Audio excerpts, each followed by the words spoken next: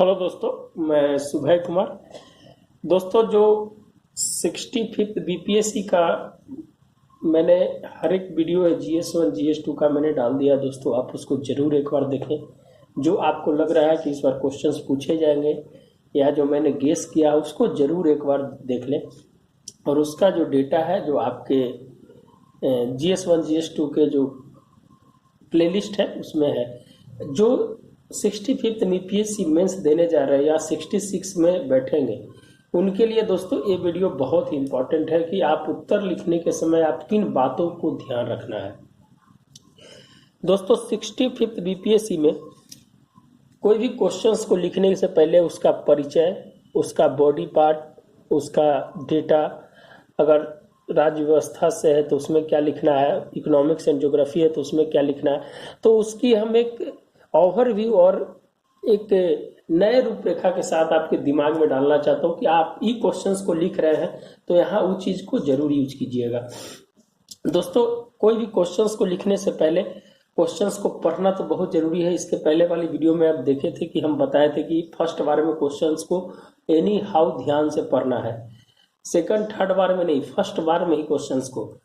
दोस्तों, आज हम बात करेंगे कि परिचय लिखने में आपकी क्या वहां पर दिमाग की संतुलन चाहिए, क्या आप है जो क्वेश्चंस के बारे में क्या कोर पॉइंट को पकड़ रहे हैं कि नहीं। तो उसी के बारे में हम दोस्तों आज बात करेंगे। परिचय, पृष्ठभूमि, मुख्य भाग, फिर है जो निष्कर्ष, प्रस्तुतिकरण, भाषा, हस्तलिपि, और उसके बाद है जो ये 5-6 पॉइंट है दोस्तों जिसके बारे में आज हम जो आपसे बात करेंगे। दोस्तों, सिंपल सी बात है कि कोई भी क्वेश्चंस होता है उसका परिचय जो होता है बहुत ही इंपॉर्टेंट होता है और वो परिचय से ही आपकी लेखन शैली का पता चलता है। दोस्तों, परिचय जब भी लिखा जाए तो उसमें एक चीज ध्यान रखें कि इसके प्रश्न को सब प्रथम समझाने की कोशिश करें। क्वेश्चन जो है दोस्तों, जो उस क्वेश्चंस का जो कोर है उसको जरूर है जो प्रतिबिंब वहां करे। सब प्रथम क्वेश्चन को समझाने की कोशिश करें। मुख्य भाग में जो भी कुछ लिखा जाना है, जो आप है जो बॉडी पार्ट में लिखना है उसका है जो कुछ पॉइंट है जो वहां पर है जो ऐड करके आपको लिखना होगा। मुख्य भाग में जो भी कुछ लिखा है उसको वहां लिखना जरूरी है। उसकी झलक परिचय में दिखाना चाहिए। आपका जो झलक है बॉडी पार्ट में क्या लिख रहे हैं उसका परिचय है जो निश्चित रूप से वहां पर है जो दिखना चाहिए। अर्थात मुख्य भाग परिचय से जुड़ा होना चाहिए। जो मुख्य भाग है दोस्तों वो है जो परिचय से जुड़ा होना चाहिए। तो आप अगर कोई भी क्वेश्चंस लिख रहे हैं, जैसे आप है जो कृषि से रिलेटेड लिख रहे हैं, तो कृषि की जो इम्पोर्टेंस जो फैक्ट्स हैं उसकी कुछ बात है जो जुड़ा हुआ है, या कोई कमिटी है उसके बारे में अगर लिखना है तो उसको है जो बॉडी पार्ट के ऊपर थोड़ा सा है जो दिखा दीजिए। जब परिचय लिख रहे हैं तो वहीं पर नीचे में तो है जो कहीं ना कहीं आपको इम्पोर्टेंस होगा। दूसरी चीज की अर्थव्यवस्था की अगर बात किया जाए तो वहाँ जो इम्पोर्टेंट चीज है वहाँ है जो कहीं ना कहीं है जो आप उसको दिखा दीजिए। तो ये सब चीज है दोस्तों कि परिचय को लिखने के लिए आपको बॉडी पार्ट और परिचय के बीच जो है कनेक्टिविटी होना चाहिए और जो झलक है वो कहीं ना कहीं परिचय में दिखना चाहिए क्वेश्चंस में। पृष्ठभूमि क्या होता है दोस्तों कि इसमें प्रश्न का उद्भव एवं विकास को दिखाना है। जो पृष्ठभूमि होती है इसमें क्या होता है कि इसमें प्रश्न का उद्भव एवं उसका जो विकास है, अगर है जो उस चीज है जो पूछा जा रहा है तो है जो निश्चित रूप से है जो उसको हमें दिखाना है। तो पृष्ठभूमि पे निश्चित रूप से है जो पकड़ होनी चाहिए। क्वेश्चंस का क्या है जो कोर है उस क्वेश्चंस को पकड़ना चाहिए। अब दोस्तों, परिचय के बाद आप है जो पृष्ठभूमि समझ गए, जो पृष्ठभूमि में आपको दिमाग में है जो मैपिंग कर लीजिए कि ये चीज लिखना है।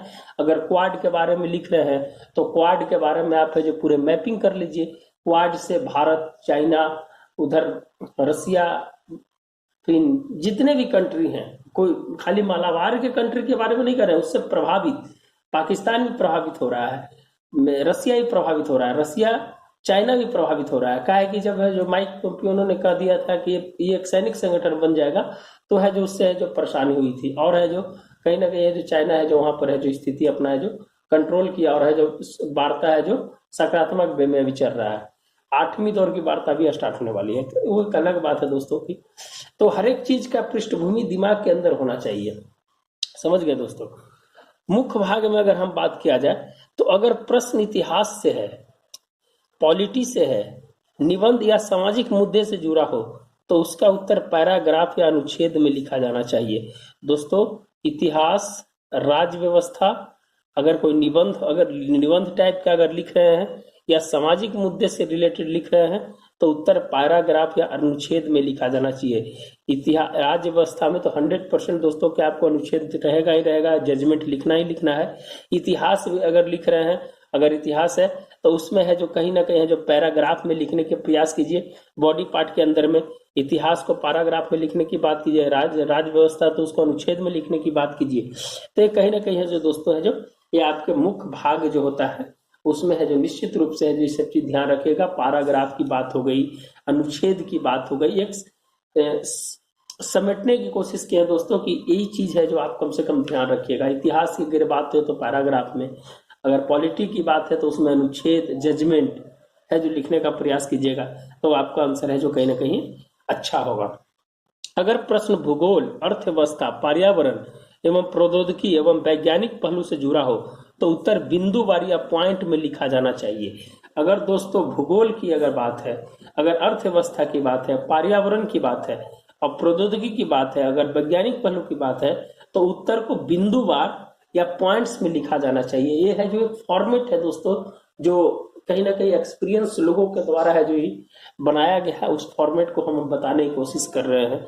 तो दोस्तों ये चीज है जो कहीं ना कहीं जो ध्यान रखिएगा। इतिहास रहे तो पैराग्राफ, राज्य व्यवस्था रहे तो अनुच्छेद, जजमेंट, और भूगोल रहे, अर्थव्यवस्था रहे, पर्यावरण रहे तो आपको GS2 में जो अधिकतर जो है दोस्तों कि आपको इकोनॉमिक्स एंड ज्योग्राफी, और दूसरी चीज है कि आपको साइंस एंड टेक, तो वहाँ पॉइंट वाइज लिखने का है जो आप प्रयास कीजिएगा तो आपका आंसर है जो बहुत बढ़िया होगा। और GS1 की अगर बात किया जाए तो वहाँ है जो आपका निश्चित रूप से पैराग्राफ, हिस्ट्री का पार्ट है तो पैराग्राफ में है जो लिखने का प्रयास करेगा, करंट अफेयर से जो पैराग्राफ में लिखने का, और पॉलिटी की बात है तो वहाँ अनुच्छेद और जजमेंट देने की बात कीजिएगा। निष्कर्ष की हम बात आते हैं दोस्तों, जो एक पूरा पार्ट को पहले क्लियर कर लेते हैं, इसमें कुछ छोटा छोटा चीज है उसको भी है जो आपको कोशिश करेंगे। निष्कर्ष हमेशा सलाहकारी, भविष्यगामी एवं सकारात्मक होना चाहिए।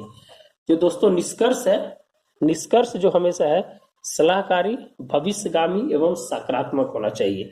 कहीं ना कहीं है जो दोस्तों आपका ये पॉजिटिव थी, आपके 2 नंबर को निश्चित ही बढ़ाएगा, जान लीजिए। अगर आपको 25 नंबर मिलने जा रहा है तो 27 नंबर मिलेगा, अगर आपको 23 नंबर मिल रहा है तो आपको 25 नंबर मिलेगा।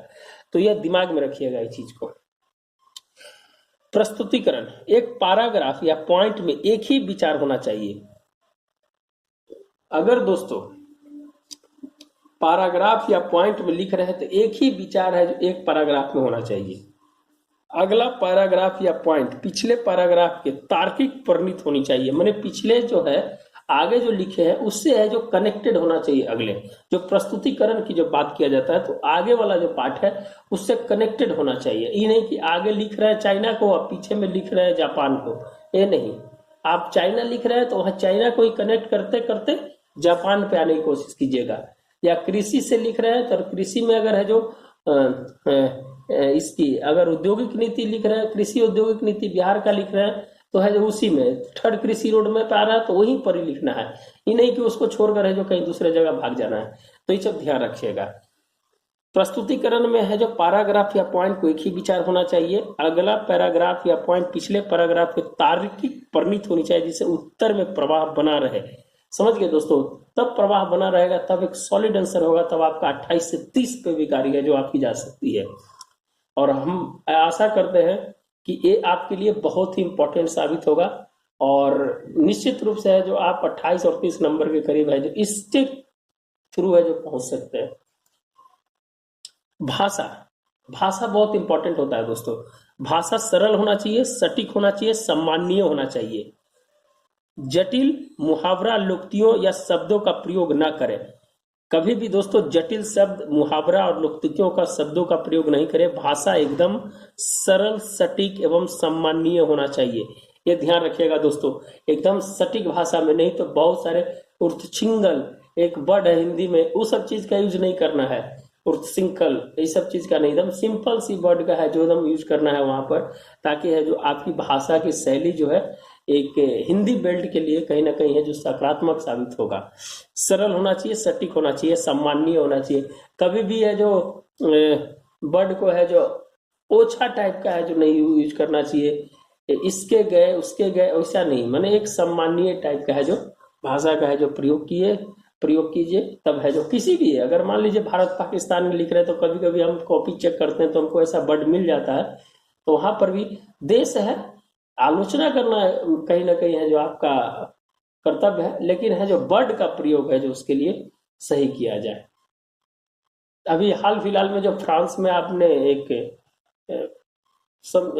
इस्लामोफोबिया वर्ड है जो बहुत ज्यादा चल रहा है, जो मुस्लिम कंट्री के द्वारा है जो इस चीज को लाया गया है, और इसमें महातिर मोहम्मद और पाकिस्तान और अन्य देशों ने है जो इसका है जो इस वर्ड का निजात किया है। तो कहीं ना कहीं दोस्तों इस सब वर्ड से आपको बचना चाहिए, कहीं भी इस्लामोफोबिया ये सब चीज वर्ड का यूज नहीं करना चाहिए, एक सम्मानीय भाषा का प्रयोग करना चाहिए। हस्तलिपि, सूरत, सेहत और श्रृंगार, आपकी लिखावट भी है जो कहीं ना कहीं है जो अच्छा होना चाहिए।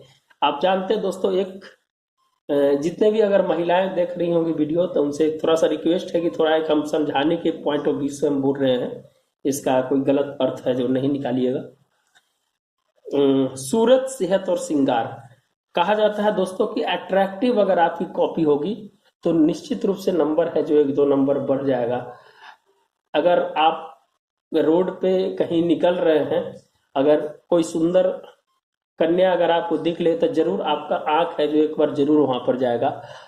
तो अट्रैक्टिव ऐसा चीज होता है दोस्तों कि आपकी कॉपी में भी सूरत, सेहत और श्रृंगार कहीं ना कहीं है जो प्रभावित करता है, जिस तरह से आकर्षित आपको करेगा। आप जब मार्केट में जाइएगा तो उसके बारे में हम है जो टिप्पणी पहले ही कर दिए थे कि इसको गलत मत समझिएगा, हम समझाने के पॉइंट ऑफ व्यू से बोल रहे थे। तो समझ गए दोस्तों, हस्तलिपि एक सुंदर होना चाहिए, श्रृंगार होना चाहिए और सेहत होना चाहिए। हस्तलिपि पढ़ने योग्य होना चाहिए, उत्तर में गुणवत्ता पर जोर दे ना कि मात्रा पर, हमेशा गुणवत्ता पे जोर देना है, मात्रा पे जोर नहीं देना है। जहां कहीं संभव महत्वपूर्ण बिंदु को अंडरलाइन जरूर करें। टेबल एवं अन्य फ्लोचार्ट का प्रयोग किया जा सकता है। ये है जो आपकी पूरी तरह से है जो आपकी कंसेप्ट को फुलफिल कर रहा है दोस्तों। तो निश्चित रूप से आप है जो इसको जरूर वीडियो को 1 बार नहीं, 3 बार नहीं, 5 बार नहीं, जब आपको नहीं छाया हो तो ये वीडियो को सुनिए, आपके दिमाग में इमेज बना रहेगा और वहां आपको इस कहीं ना कहीं है जो आपको सकारात्मक वे में ले जाएगा और वहां लिखने में आपकी ये भूमिका निभाएगा।